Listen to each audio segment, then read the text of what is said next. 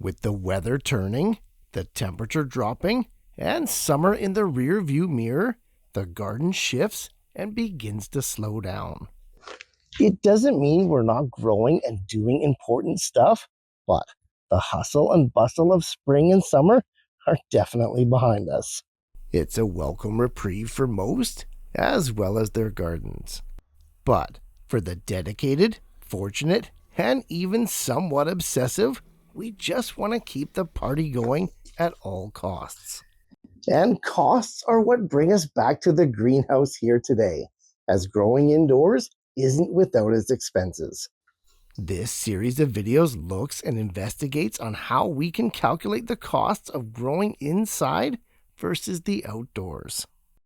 The goal is to figure out whether or not a crop is worth it to grow indoors purely from a cost perspective. For sure, there's inherent and intrinsic value to growing any plant anywhere. I firmly believe that, and I always will. But can we also grow healthy, organic food in the process without breaking the bank? Because to me, that's the holy grail. Once again, this video is only made possible by the good folks at Bluetti.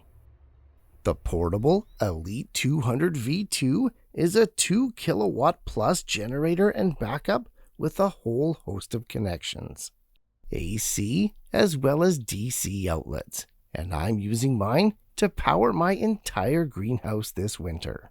Powerful, durable, but in a compact form. Check out the link in the description below.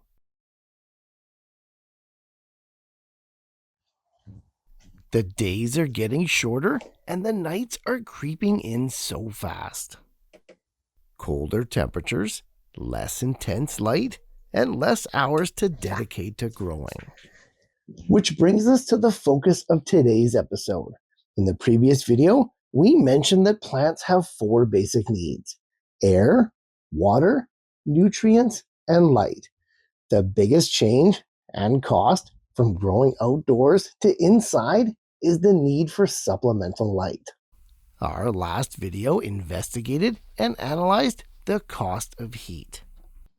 Although not considered a direct requirement, of course we have to stay in a viable range of temperatures if we want to grow our crops properly. Daytime highs of 75 degrees Fahrenheit is ideal, with the temperatures dropping below no more than 60 degrees Fahrenheit at night. That's gotta be our benchmarks for temperatures if we want to get serious about growing indoors. Now, we already calculated the worst case scenario of having to heat up the greenhouse 24/7 with the heat on full blast. 1400 watts times 24 hours a day times 10 cents per kilowatt hour. That works out to about $3.36 per day, or around $100 a month. I'm hoping that with insulation and efficiencies, as well as sunny days like this, that those costs are going to come way down. But for now, it's a benchmark that we have to work with, worst case scenario. The power station is going to read the daily usage of electricity, so by the end of winter, we're going to know just how much power we've used. For lights, it's a little bit different, as the costs don't vary. They stay static and completely known. That is after the initial setup and expense, which unfortunately can be quite substantial. First though, let's discuss the lights I want and the lights I need. After that, we can analyze the dollars and the costs involved. You see, growing in a greenhouse is a lot different than truly growing inside, and mostly this is a good thing. Yes, the heating costs may be a little bit more, but we still have access to the full power and nearly full range of the sun. So, while we may need to purchase grow lights for certain areas of the greenhouse, it's not like truly inside where 100% of the light is artificial and has to be supplemented. For my setup, I'm going 100% LED for cost, efficiency, and longevity. Now, while all the lights are indeed going to be LED, they're not all going to be the same. In and amongst the grow lights, I'm also going to be utilizing these LED shop lights. They're going to allow me to work when it's dark after hours without having to juice up the full power of the greenhouse.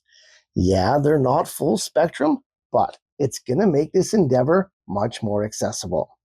Also, I don't think it's going to add too much to the costs. So let's start with these shop lights first.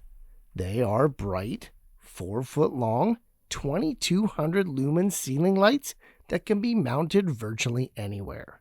You can daisy chain dozens of them using these non-grounded plugs here, and my goal is to run 4 along the ceiling, 2 at the greenhouse entrance, and 2 at the far east side.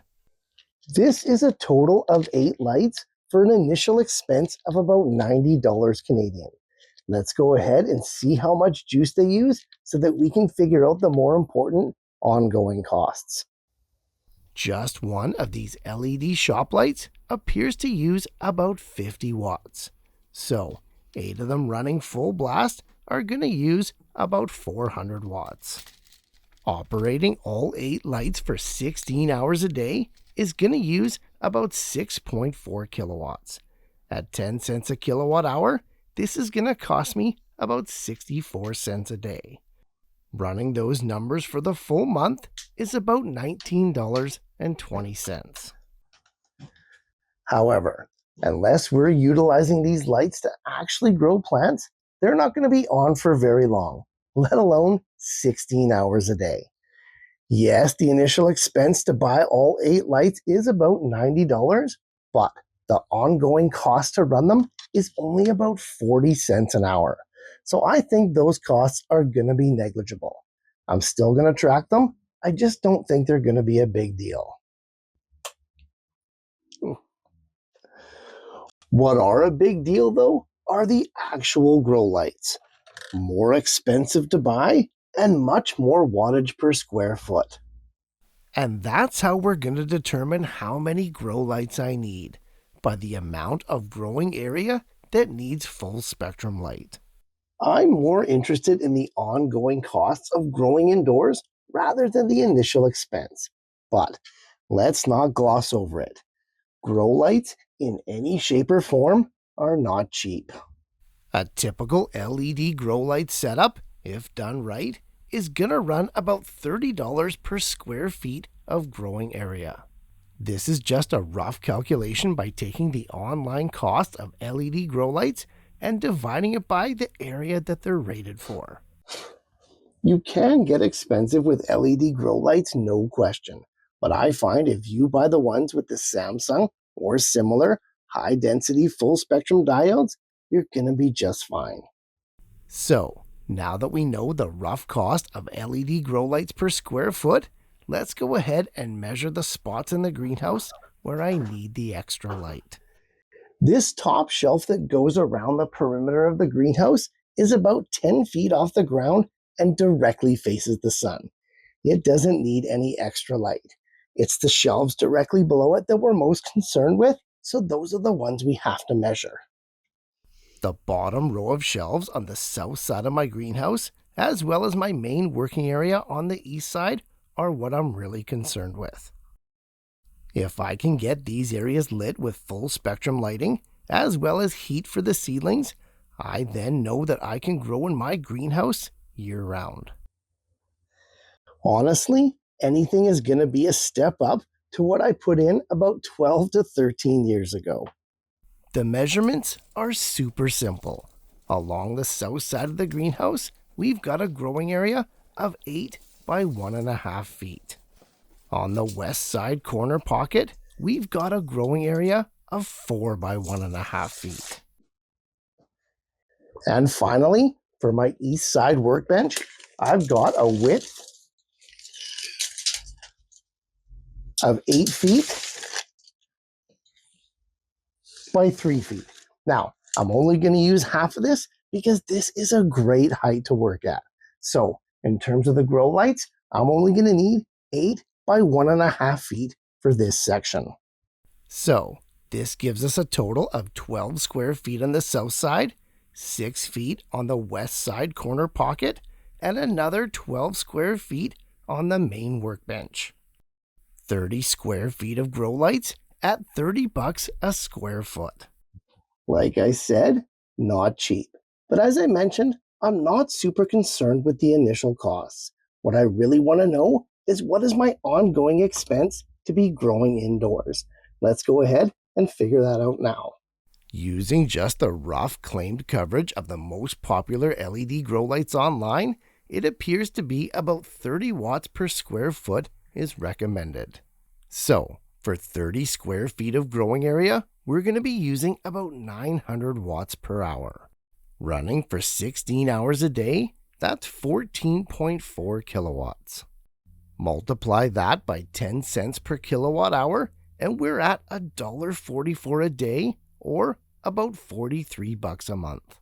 Add in our $100 a month for heating and about $7 to $8 for our work lights, and we're at $150 a month, worst case scenario, to grow indoors using about 30 square feet.